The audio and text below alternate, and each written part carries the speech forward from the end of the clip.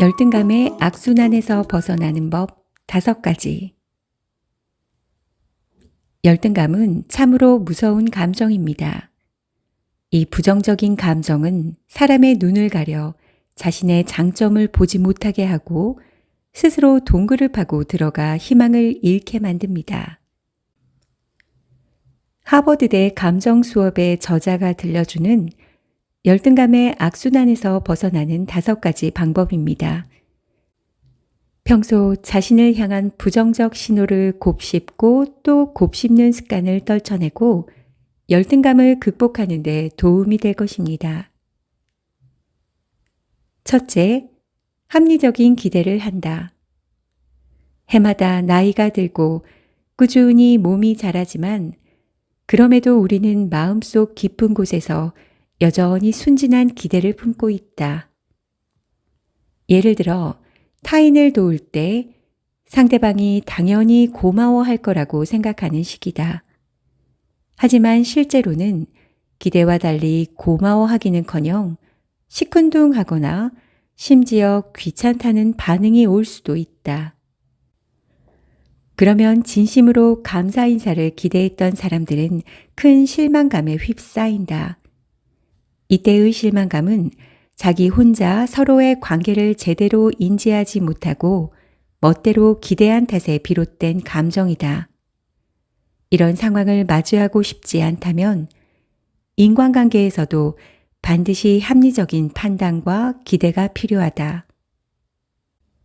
둘째, 실수와 잘못을 곱씹지 않는다. 예민한 사람들은 늘 자기 비하와 자책을 반복한다. 별것 아닌 작은 실패까지 마음에 담고 자신의 모든 것을 탓하고 우울해한다. 이런 심리 상태가 자리 잡으면 급기야 외부의 비판과 비평이 자연스럽고 당연한 일로 여겨지고 세상 모든 것들이 못 나빠진 자기 탓인 것처럼 느껴지게 마련이다. 누구나 사소한 실수를 할 수 있다. 문제가 있으면 반성하고 개선해야 하겠지만 모두 자신이 부족하고 못난 탓이라고 자책해봐야 해결되는 것은 없다. 자기 비하와 자책은 영혼을 갈아먹는 악습이니 반드시 멈춰야 한다. 셋째, 많이 칭찬한다.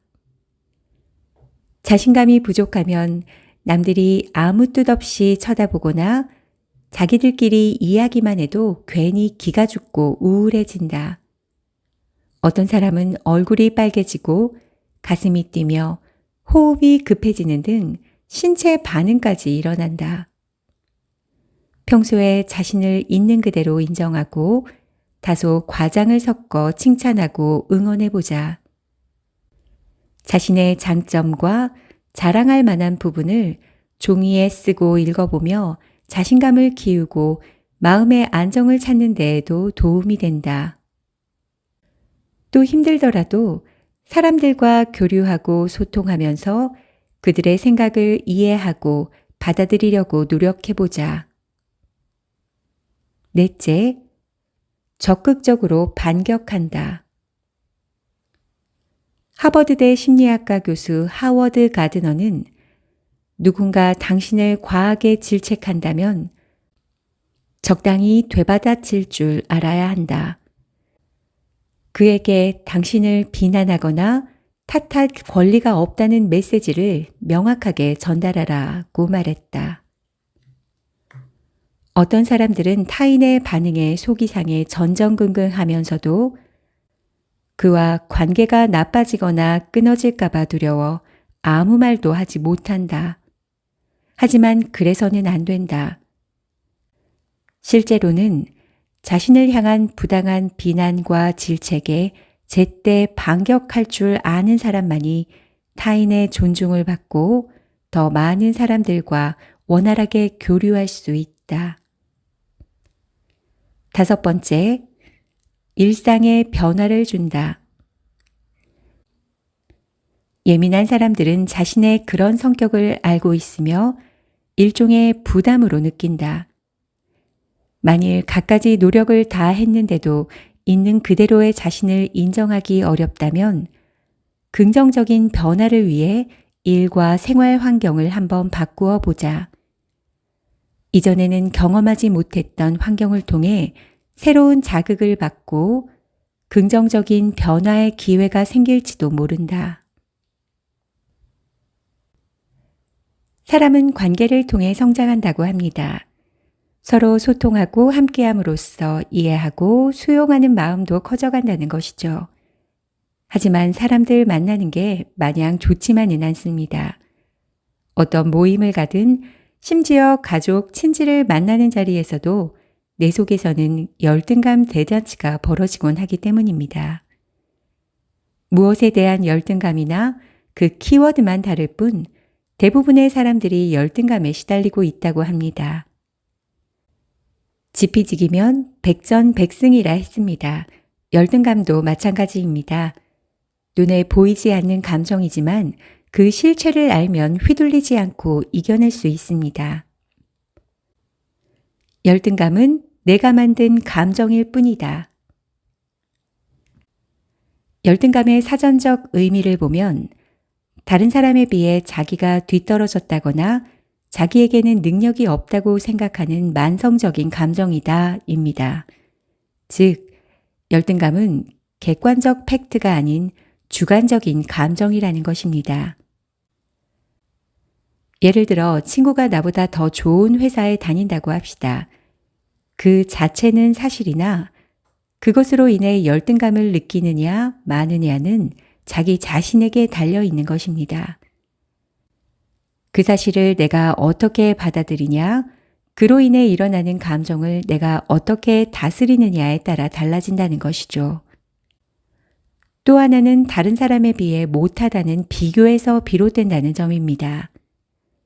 개개인의 삶을 있는 그대로 인정하고 소중히 여기기보다는 가로로, 세로로 줄을 세워놓고 순위를 매기는 데서부터 불행은 시작됩니다.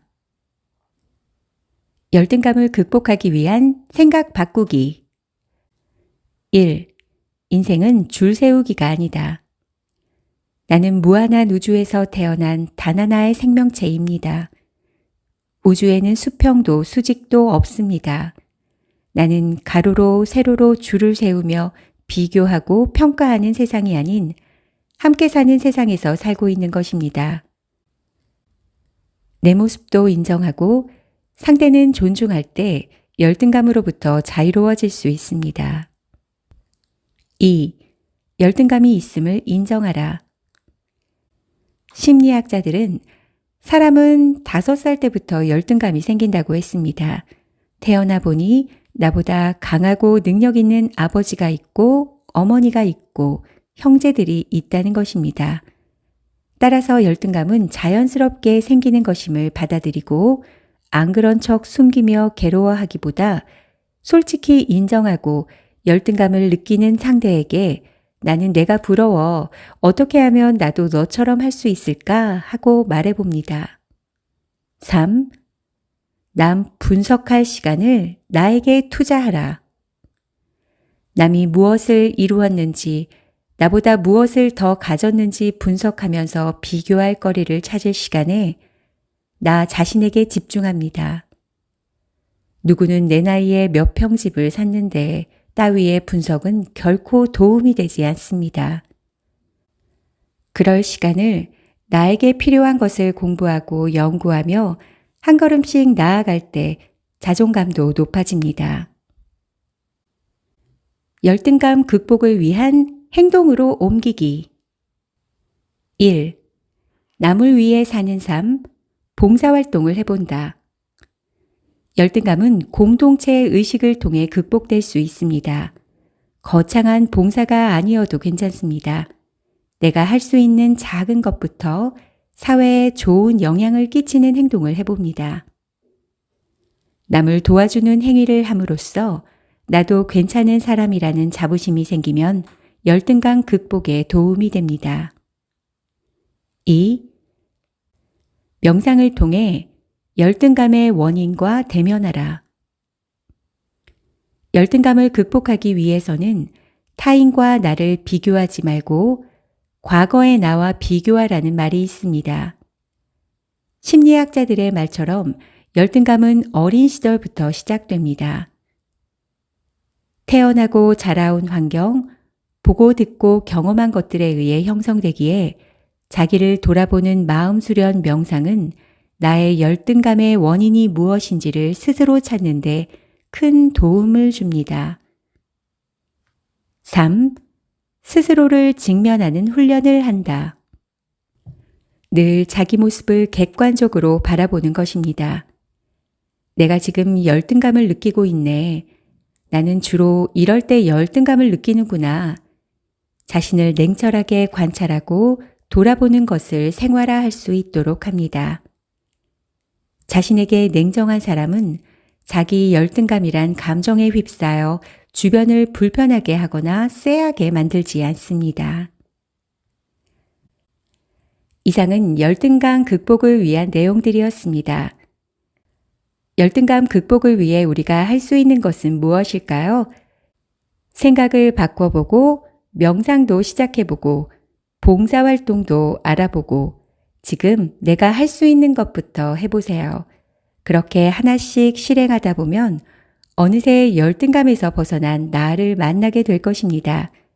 더 이상 남과 비교하거나 스스로를 비하하지 않는 각자의 자리에서 잘 살고 있는 우리로서 말입니다. 감사합니다.